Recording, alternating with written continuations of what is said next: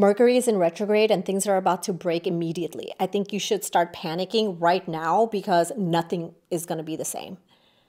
Don't do that. Don't do any of that, because retrograde is not this big scary thing a lot of people feel like it is. And it's just a bunch of different lessons that come right in front of you, and you either receive the lessons or you go down fighting. Now, Mercury retrograde from a solar system perspective is not a big deal, right? Basically, it is a planet that looks like it's moving backwards from where it is that we're sitting on Earth. You know, all the planets go around the sun, and at a certain point of its rotation, it kind of just looks like it's moving backwards from where it is that we're sitting. So all planets actually retrograde, but because Mercury is the closest to the sun, it has a faster orbit and it has more frequent orbits. So we're frequently experiencing a Mercury retrograde, but all other planets go through retrogrades as well. But because they're further away and they have a longer journey around the sun, we don't experience that retrograde as frequently or as much, right? But during this retrograde time, what ends up happening is that a lot of people tend to feel like there's kind of this wonky energy.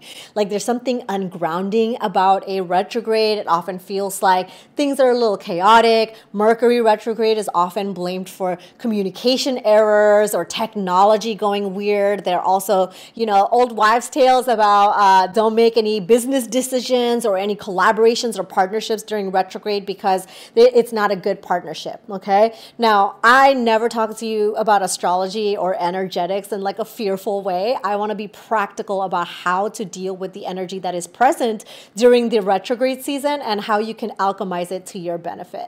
Now, first lesson of retrograde is we love to blame the Gatorade. You know, we're just like, that planet made me a bitch, and that planet made me a meanie, and that planet made me aggressive, and that planet made me, you know, shut the door and cancel people and do this or that. It's like, the planet didn't do anything. It only just amplified what already exists, okay? First lesson of retrograde is that it only magnifies and amplifies what's already there. So if you're low-key already a bad communicator, retrograde energy is not like making you a worse communicator. It's just amplifying the fact that you don't know how to communicate, and you don't know how to ask for your needs, and you don't know how to do X, Y, and Z. It just makes it even more obvious. So the little tiffs or the miscommunications that you might have during this season, and as I mentioned, Mercury is like known to, you know, be the ruler of communication.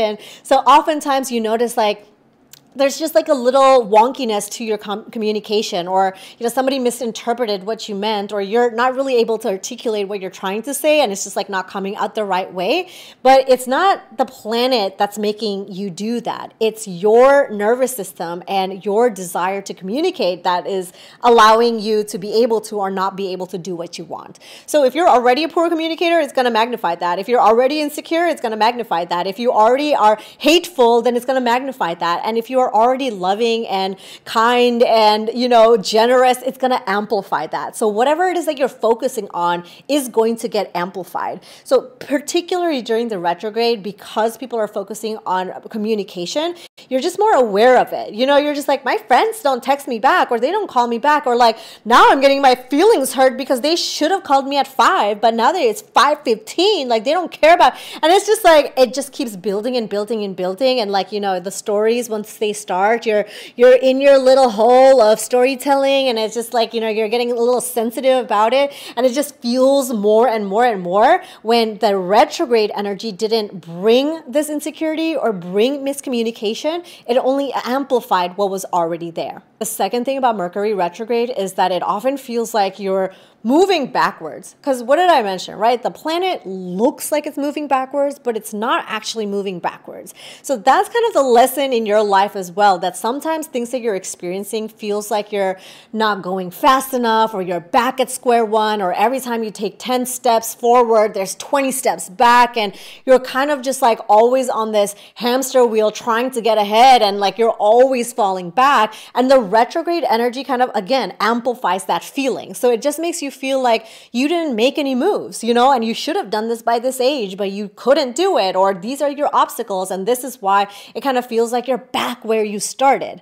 Now, the lesson of the retrograde is that it's all a perception, right? The planet is not moving backwards. It's just a perception of it looks like it moves backwards from where it is that we're sitting on Earth. But if we were to take a wider view and take a bigger bird's eye view, you would notice that the planet is still moving in the same direction. It's just like where you are, you can't see the bigger picture there. So the lesson here is to step back and see the bigger picture, because you aren't where you started. Like, you're not back at step one because you have different life experiences now. You know, you're smarter, you're better, you're hotter, you're cuter, you know, like you're louder now. Like, there's so much that's different about you. So you can't tell me that you're back to how you were when you were 25 or when you were 30 or when you were 40 or when you were 50. Like, you're just like better at every iteration. So even if life circumstances feel like you got put back in some way, and sometimes, yeah, it does, you know, it's like harder to take like the higher path and be like, oh yeah, you know, like I'm not really moving backwards. I understand that sometimes you do like perceive that this is a, you know, negative redirection.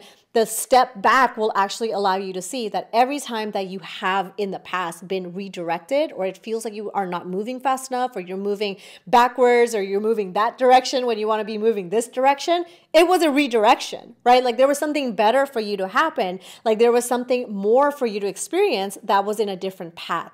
So when it feels like you're moving backwards, like, our first instinct is to panic and to feel bad for ourselves. You know what I mean? And it's just like, you either go into like this hyper aroused state, your nervous system gets overactivated. So now you're going to overdo and overthink, and all the self-care routines that you learn and all the breathwork and sound healing and emotional regulation that you were doing, you put that back on the side burner because now you're back in hyper aroused mode. You know, you have to be this go-getter all of a sudden again. So it's like, okay. But now you have the tools now. So you can navigate this in a different way. You'll never be back exactly where you were. You will never be that exact moment, that exact person, or that exact energy, because so much has happened. Life has happened.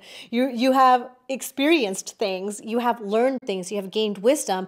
And so the lesson of retrograde is to say that as soon as you feel like you're regressing backwards or things are not moving fast enough, think about your perception, how you're looking at things. When you're looking at Mercury, just for example, it's moving backwards, and you step back and you say, oh, silly girl, nothing was moving backwards. Everything was moving in the direction that it was supposed to. But because I'm caught up in like my own narrow world and like my own narrow perspective, and I'm like, see, it is moving backwards. And you're not wrong, because if you can't step back from where you are, you're not wrong that the perception, it's the illusion that it's moving backwards versus actually, is it moving backwards? Now, the third special lesson of the retrograde season is kind of annoying because it's a build-up on the first two. One is that it is only amplifying what already exists, and two, you might perceive that you're moving backwards, like you're retrograding to your old self. So the third lesson is that you've got to heal the patterns or it's going to repeat itself. You know, like things don't just go away because like it's a different month, you know, like it just manifests in a worst way or with a different face if you are not really looking at the root of what the issue is or what the problem is. So for example, let's go back to the example of communication. So if historically you're a poor communicator and you historically just assume that people are going to be able to read your mind, and if they don't read your mind, then all of a sudden they don't care about you and, you know, they're bad people, blah, blah, blah. If that's what you do, it doesn't matter what relationship you're going to get into next, because this pattern, you're just taking it from this person to that person, right? So whether it's your romantic relationship, whether it's your job, whether it's your coworkers, whether it's your friendship, you're still a shitty communicator. So maybe you should heal that part. You know what I mean? It's like you're just expecting to meet another person or meet a person who's going to be able to read your mind, when maybe you look at the pattern of yourself that allows you to break through the patterns that you're repeating, right? And so this becomes more amplified, like I mentioned, and it also makes you feel like, here I am again. You know, like I thought this person was going to be able to read my mind, but turns out they also are just a human, you know, ew, like they're just a human, and I have to like say what I want, and I have to say it in a way that is communicative, and I have to like get over myself. Like I hate that. So I'm going to cancel them out, and then I'm going to find another friend that I'm going to repeat the same pattern with, or I'm going to find another boyfriend to repeat the same pattern with, or I'm going to find another coworker to, you know, bitch and complain about, when really it is communication that I'm trying to heal, or being able to advocate for myself, or to be able to draw boundaries, or to be able to X, Y, and Z, like whatever that issue is for you. So identify the pattern, right? Like what is showing up again? Retrograde is like going back, like retro, right? Like when you go back and like you're back in the 50s, you're back in the 70s, like, oh, that's so retro. That is like, it's things from your past that are coming back again. And, you know, things that you thought you healed through might show up again. And that sometimes it's like, I don't want that, you know, it's like, this is annoying.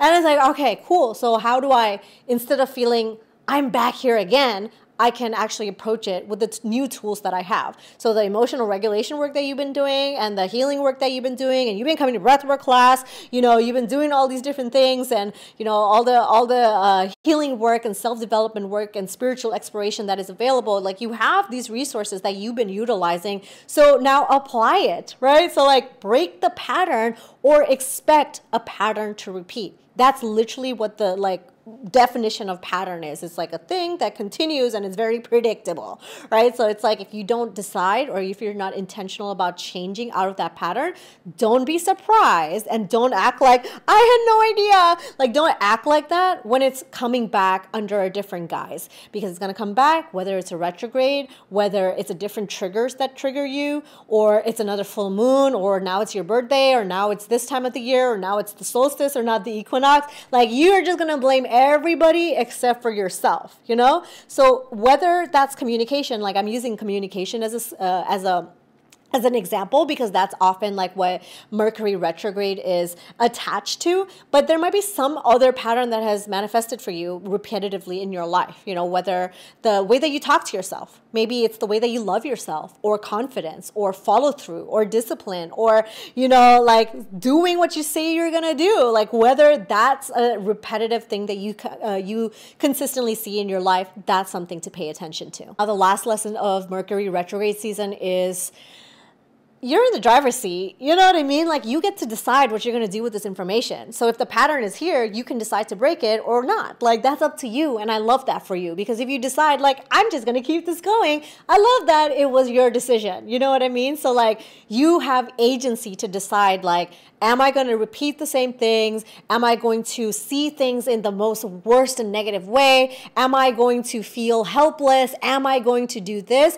That is my choice, right? And it can go either way, because when you're in the driver's seat, sometimes having the power to narrate your own story and to narrate your own direction is like a lot. You know, it's like, I have to drive. I'm the one who's like dictating this. It feels like, oh, you know, like I want to be passenger princess and I want someone else to drive me around. But in this case, like, you have to be behind the wheel, you know? So the things that are in your subconscious mind, especially things that are patterns, especially things that are your insecurities, especially things that, you know, you suppress down, this energy brings it to you. And it says, what do you want to do, my friend? You know? And so if you make a decision like, I'm not going to do anything about it, you know, then okay, like, that's cute. I like that for you, but don't complain that because you have this awareness and you choose not to do anything with this awareness, that you have the consequences that are related to this path line, okay? So whether it's good or bad, that's up to you to decide. So for a lot of folks, especially folks who are empaths or empathetic, and you are just a little bit more emotionally sensitive, or you're energetically sensitive, all of these things can feel really heavy, you know, like the throat, the chest. Like for me, oftentimes it's like my solar plexus is like pulsating like this. It's like, okay, I have this information, and now it's up to me to determine and to decide how I'm going to transmute this information, because you're a witch. You know what I mean? Like, you're magical, you're mystical, you're spiritual, you're connected in such a special way that you have the power of alchemy. You know, you have the power of alchemization. So the awareness, it can take you for a ride. If you wanted to, you know, like, are you bored? Like, you want to go for a spin? Then go. You know, like, that's your choice. And if you are like, no, I'm actually going to sit with this. I'm going to magnify, you know, the things that are magnified in my life that are negative, or the things that are not working out for me. I'm going to thank the Lord. I'm going to thank Source. I'm going to thank universe for bringing it to my attention, so that I know where it is that I have my blind spots, and I know where it is that I have my growth edge. I also know what kind of patterns I'm kind of, you know, subconsciously creating for myself, and what it is that I can do to help myself out of it, if I want to. Because if I don't want to, I don't have to. And you get to be a brat that way, if that's your choice. Okay, so let me know what lesson of the Mercury retrograde has been the most prominent for you. For me, it's been the awareness of being in the driver's seat. You know, it's like, oh, I have awareness of all these different things, but I get to decide what I'm going to do about it. So leave me a comment below letting me know what it is that you enjoyed about this episode, what lesson you are taking in from the Mercury retrograde. And just remember, the world is your playground. And until next time, I will catch you soon.